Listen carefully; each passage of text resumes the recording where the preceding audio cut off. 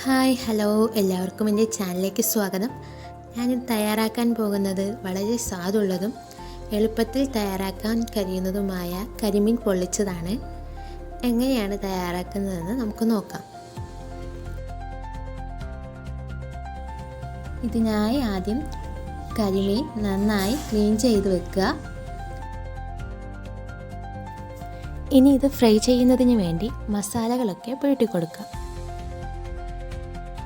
1/2 teaspoon മഞ്ഞൾപ്പൊടി, 2 teaspoon മുളക് പൊടി, ആവശ്യത്തിന് ഉപ്പ്, 1 ടീസ്പൂൺ കാശ്മീരി ചില്ലി പൗഡർ, ഇഞ്ചി വെളുത്തുള്ളി ചതച്ചത് ചേർത്ത് നന്നായി മിക്സ് ചെയ്യുക.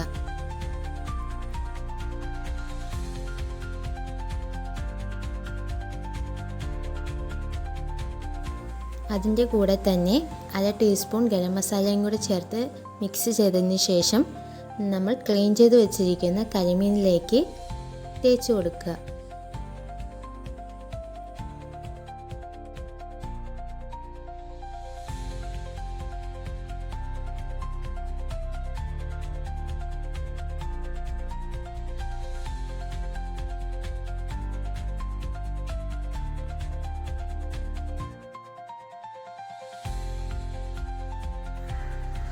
മസാല പുരട്ടിയതിന് ശേഷം 15 മിനിറ്റ് മീൻ മാറ്റി വെക്കാം.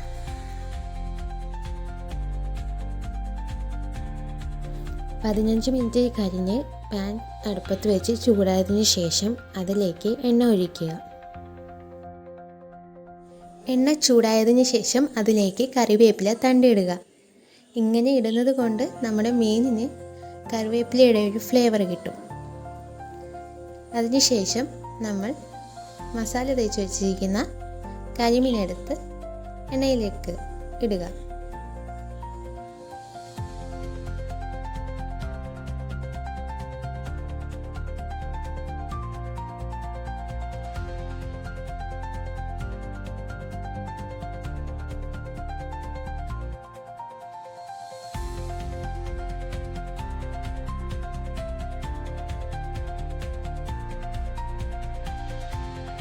മീൻ ഒരു വശം മൊഴിഞ്ഞതിന് ശേഷം മറിച്ചിട്ട് കൊടുക്കുക.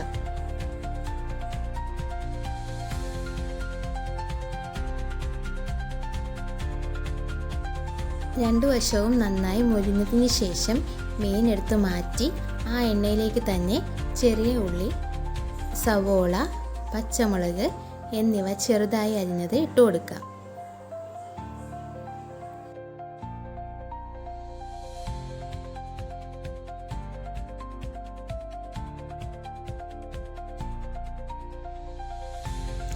ചെറുതായി ഒന്ന് വഴറ്റിയതിന് ശേഷം ഇഞ്ചിയും വെളുത്തുള്ളിയും ചതച്ചത് ഇട്ട് കൊടുക്കാം. ഇഞ്ചിയുടെയും വെളുത്തുള്ളിയുടെയും കുത്തല് മാറുന്നത് വരെ ഇളക്കി കൊടുക്കാം.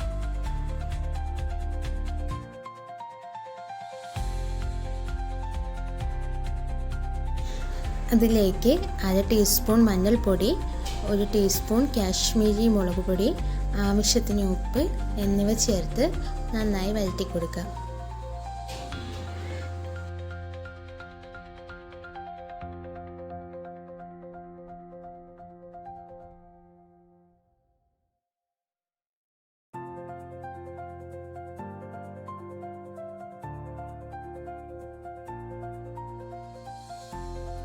നന്നായി ഇളക്കി കൊടുത്തതിന് ശേഷം അതിലേക്ക് ഒരു ചെറിയ തക്കാളി അരിഞ്ഞത് ഇട്ട് കൊടുക്കാം.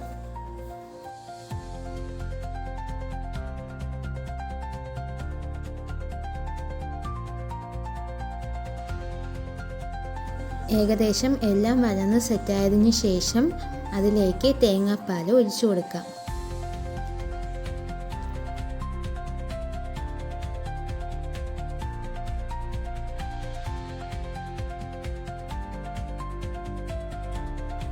തേങ്ങാപ്പാൽ ഒഴിച്ചതിന് ശേഷം നന്നായി ഇളക്കി ഒന്ന് ചെറുതായിട്ട് വറ്റിച്ചെടുക്കാം.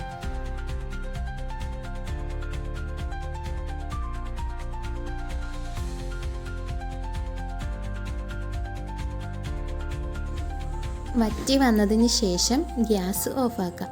നമ്മുടെ കരിമീൻ പൊള്ളിക്കാനുള്ള കൂട്ട് റെഡിയായിട്ടുണ്ട്. ഒരു വാഴയില എടുത്തതിന് ശേഷം അതിലേക്ക് ഈ കൂട്ടിട്ട് കൊടുക്കാം. കൂട്ടിട്ട് അതിന് മുകളിൽ ഫ്രൈ ചെയ്ത് വെച്ചിരിക്കുന്ന കരിമീൻ ഇട്ട് കൊടുത്ത് അതിന് മുകളിൽ ഒന്നുകൂടെ കൂട്ടിട്ട് കൊടുക്കുക.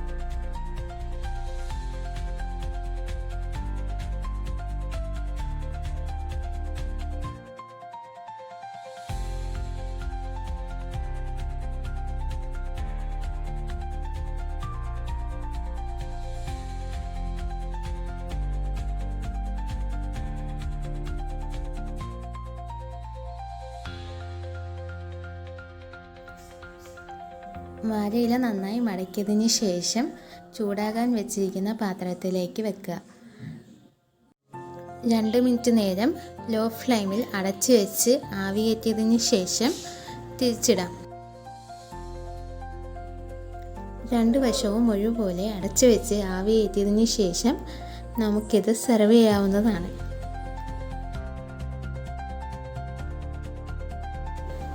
അധികം ചേരുവകളില്ലാതെ എളുപ്പത്തിൽ തയ്യാറാക്കാൻ പറ്റുന്ന ഈ റെസിപ്പി എല്ലാവരും വീട്ടിൽ ട്രൈ ചെയ്ത് നോക്കണം.